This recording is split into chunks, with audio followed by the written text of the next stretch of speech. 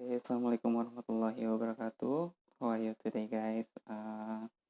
This week we wanna talk about author purpose. Author purpose mean that we prediction what the author write some text. Jadi kita memprediksi bahwa si penulis itu menuliskan apa, terus lalu genre-nya apa, terus ini memberikan informasi buat kita atau enggak gitu. Terus kita harus kenal dulu ya, jenis-jenisnya, jenis-jenis, tulisan yang ditulis oleh si penulis. Biasanya si penulis mempunyai, motif. Motifnya ada apa aja? Kita lihat satu persatu, oke, guys? Next. Oke, the first is writing to entertain, writing to inform, and then writing to persuade. Jadi ada 3 kategori, si penulis menuliskan, sebuah ide atau karyanya. Ada writing to entertain, ada writing to inform, ada writing to persuade. Jadi jadi kita udah tahu ya motifnya ada 3. Pasti itu tergolong dalam salah satunya ketika kita membaca sebuah bacaan ya. Next. Oke, yang pertama writing to entertain. Kita udah tahu ya dari judulnya juga bahwa si penulis itu menulis sebuah teks bertujuan untuk menghibur kita. Menghibur itu dalam artian tidak selalu gembira juga ya. Membawa kesedihan pun itu merupakan sebuah hiburan. Misalnya cerita horor itu atau cerita orang-orang yang tragis itu kan biasanya kita membuat kita sedih dan itu tergolong to entertain juga untuk menghibur juga. Jenis-jenisnya yaitu biasanya ada stories, ada cerita, ada poems, ada drama ataupun lirik lagu. Itu golongan tulisan yang menghibur si pembaca. Next, selanjutnya. Menulis bertujuan untuk memberikan informasi. Nah, tujuannya si penulis mempunyai motif untuk memberikan suatu informasi yang kiranya atau kira-kira tidak belum diketahui oleh si pembaca.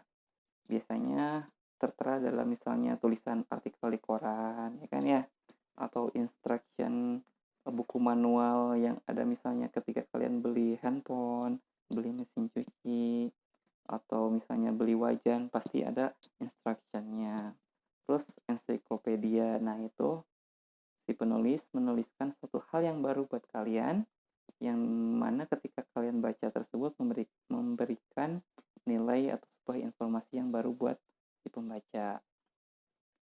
Next, writing to persuade, yaitu si penulis mempunyai motif menulisnya itu untuk mengajak kita atau menggiring dalam artian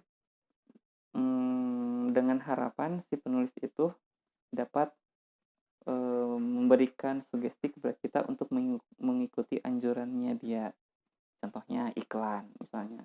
Iklan di koran misalnya bahwa produk ini review produk. Nah, menganjurkan untuk membeli produk tersebut karena produk tersebut bagus. Nah, seperti itu. Atau menulis teks pidato kampanye. Jadi apa tujuannya? Mengajak untuk memilih seseorang. Ataupun misalnya catatan kecil yang mengajak si pembaca untuk mengikuti anjuran si penulis. Misalnya kalian menulis di kulkas, misalnya nanti jam 3 keluarin daging, terus ditempel di kulkas. Nah, nanti yang ngebacanya, misalnya adik kamu atau kakak kamu bakal memperhatikan, oh ya nanti jam 3 keluarin dagingnya dari kulkas. Seperti itu ya. Gampang kan? Ya, oke, next.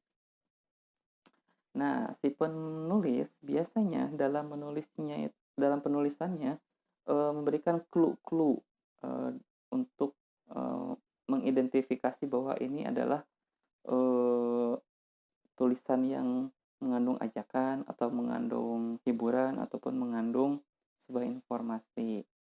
Yang pertama yaitu compare.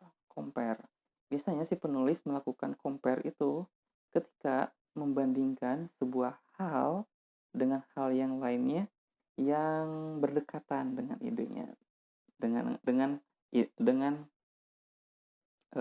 komponen yang saling berdekatan.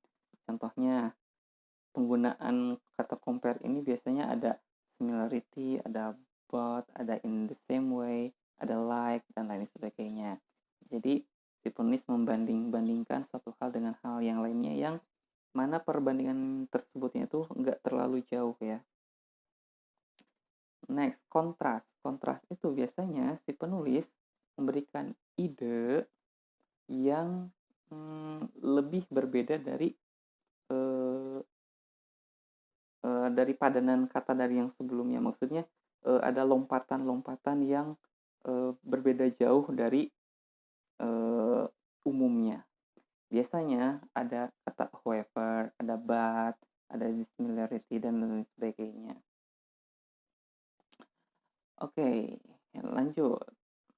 Ada criticize. Criticize itu biasanya kritikal. Kritikal itu mengkritik suatu hal yang biasanya kritik itu lebih ke hal yang sangat negatif bagi sudut pandang si penulis tersebut.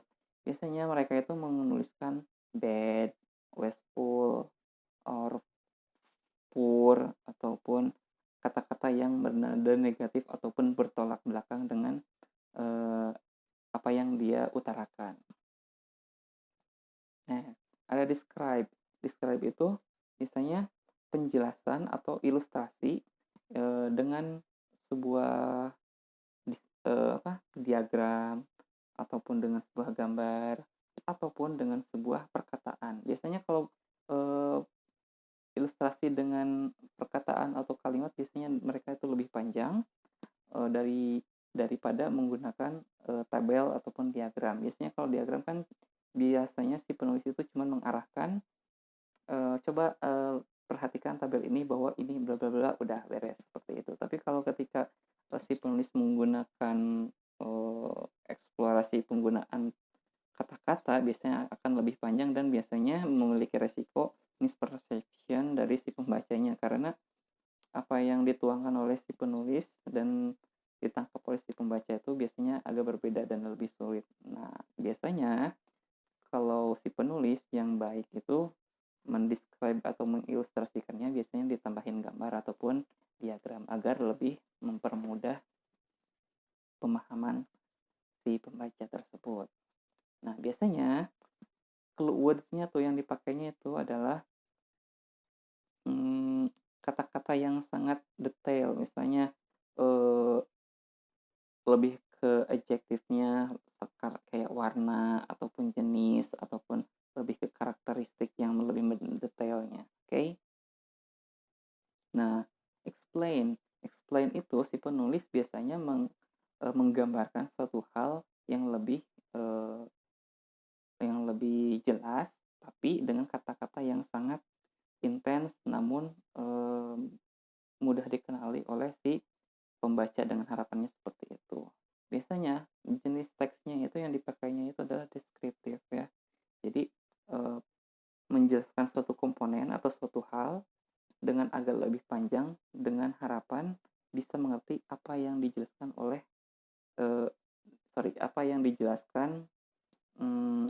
oleh si penulis tersebut. Jadi komponen yang dijelasinnya itu bisa dengan harapan bisa dimengerti oleh si pembaca. Next, identify or list itu mengidentifikasi suatu hal atau benda dengan numbering ataupun bulleting, dalam artian di poin-poin, di main point. Nah, itu biasanya lebih ke menuliskan sebuah komponen-komponen yang akan dijelaskan ataupun yang ditekankan oleh si penulis tersebut. Biasanya ada atau di seri-seri misalnya 1, 2, 3, 4, 5 ataupun dengan misalnya tagar ataupun misalnya dengan pakai simbol-simbol. Nah, itu biasanya itu main point yang ditekankan oleh si penulis.